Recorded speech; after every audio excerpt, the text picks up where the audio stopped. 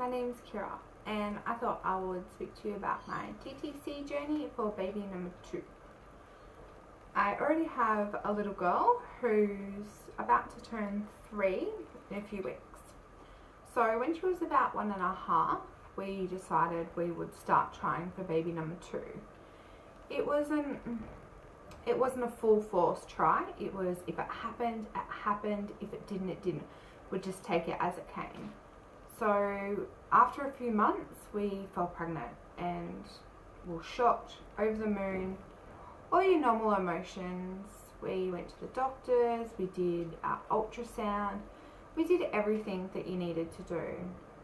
Now, randomly after the ultrasound, probably a week and a half later, we heard baby's heartbeat. Baby was still only very, very small, so it was measuring at 5 weeks and 2 days, I think it was. It was around the 5-week mark, early 5-week mark. And that was all good. The lady said, look, come back in 2 weeks. We can hear the heartbeat better. It'll give us a better idea of how far along you are correctly and everything like that. I was like, yep, all right, cool, thank you. Got our images, off we went home, did what we needed to do. Then randomly after a week and a half, I just had this really overwhelming anxiety. I just felt like something wasn't right. So I followed my instincts. I went and seen my GP. My normal GP wasn't available, so I seen just another GP, and she's like, you know, all your samples and everything seems fine. I'll send you off to go and get another ultrasound, seeing you nearly 2 weeks later, so that should make you at 7-8 weeks. So something new inside of me, I needed to get that ultrasound, and I need it done that day, that moment. There was no butting around, no waiting. No, it needed to be done. So I called around a few clinics. None was available. I tried ones that were further away from me. Still none were available. So all that I had left was to try this new one that opened where I live. I knew that other clinic didn't have very good images. Like, the images were pretty bad quality. But I just needed to see my baby. I needed to see my baby and make sure it was okay. No matter how many times I told myself it was okay, it wasn't. Something in my heart knew something was not right. So the time come, I got in that day to get an ultrasound. The time come, I went, I did all the prep, I waited. Lady called me in, I got in my gown. They did the ultrasound on my tummy. She was struggling to see anything, and she's like, it could be just because you're so early. And I was like, yeah. But I knew I could not take my eyes off that screen. I knew something was not right. And she's like, look, can we try an internal? We'll get better images and we'll have more of an idea. Yep, sure. Did the prep work for that. Didn't even think twice about saying no to anything she asked me. I just needed to see.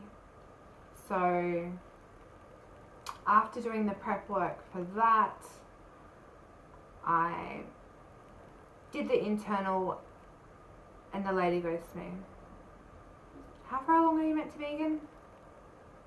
I told her 7-8 weeks from my last ultrasound. She's like, she kind of looked away.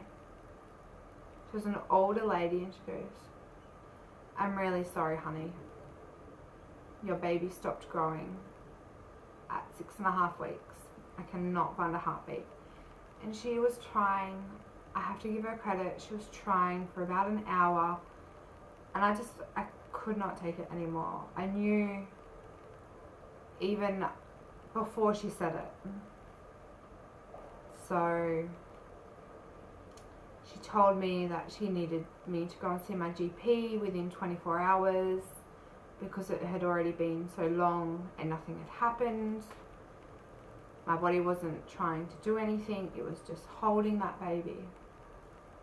So before I left, I just wanted to get out of there so fast and just disappear. Like, my heart was so broken, and I couldn't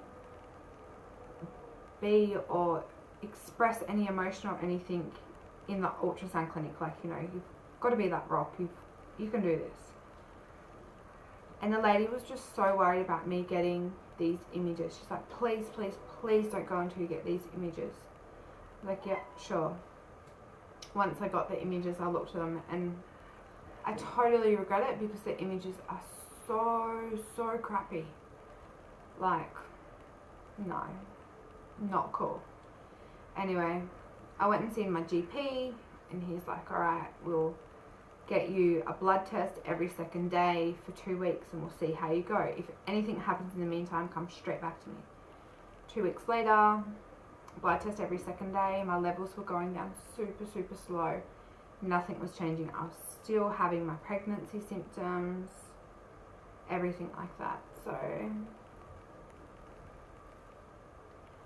So he said to me, alright, let's try another week, but in the meantime, I have to refer you to the hospital and see what they say. So every second day again for another week. So it was 3 weeks in total. 2 days of the hospital getting the referral, they called me and said, alright, can you come in? We need to have a chat to you. So I went in, we had a chat. It was the hardest conversation of my life. And it comes to, you know, do you surgically have a D&C? Or do you have a tablet and let your body do the work? It's a very hard choice to make, knowing your body does not want to let go of this baby, but your baby didn't survive for whatever reason. It's truly heartbreaking. So I made the decision of having a D&C. Well, actually, I didn't really make the decision. I was too much of an emotional mess. And the lady said, look, I'm just going to book you in for a D&C tomorrow. It'll be better. You won't have to deal with anything. It'll be over and done with. Out the door I went. So the next day, I did my prep. I did what I needed to do. I went up to the hospital. I was brave. I knew this. I knew I could do this, but inside I was a crumbling mess. So I did all my prep work to go in. I sat in this old hospital chair listening to music on my phone for 2 hours, just sobbing. There was nobody around me. I was all by myself. I was so scared. I'd never been under anesthetic before, and I was just left by myself. Like, it wasn't very nice. And then they called me in. They didn't even, you know, make sure I was okay or anything. They just said, alright, come on. And so I went in, they laid me on a bed, did all that stuff. I could not stop sobbing. Like, I couldn't get myself together. And they took me in to have my anesthetic and everything. And they were just talking to me, trying to calm me down. And I remember the last words they said to me was, what's your little girl's name? And I told them her name. How old is she? And they were just talking to me about her.